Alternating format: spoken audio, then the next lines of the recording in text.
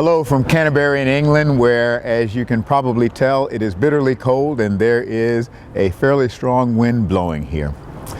Before I say a word about our gathering here at the Primates meeting, I just want to say a word of thank you to you for all of your prayers for this meeting, your prayers for me personally, both here and in my earlier sickness. We are well, and God is God, and I thank you. Let me say a word about the meeting. This is not the outcome we had expected. And while we are disappointed, it's important to remember that the Anglican Communion is really not a matter of structure and organization.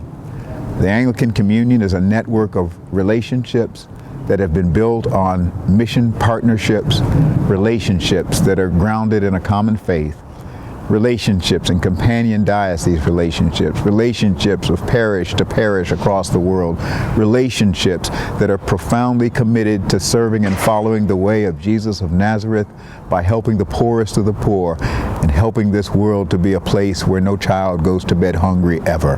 That's what the Anglican Communion is, and that communion continues and moves forward. This has been a disappointing time for many, and there will be heartache and pain for many. But it's important to remember that we are still part of the Anglican Communion. We are the Episcopal Church, and we are part of the Jesus movement. And that movement goes on, and our work goes on. And the truth is, it may be part of our vocation to help the communion and to help many others to grow in a direction where we can realize and live the love that God has for all of us. And we can one day be a church and a communion where all of God's children are fully welcomed, where this is truly a house of prayer for all people. And maybe that's part of our vocation to help that to happen.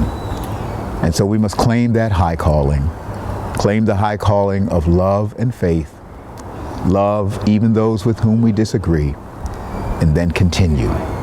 And that we will do. And we will do it together.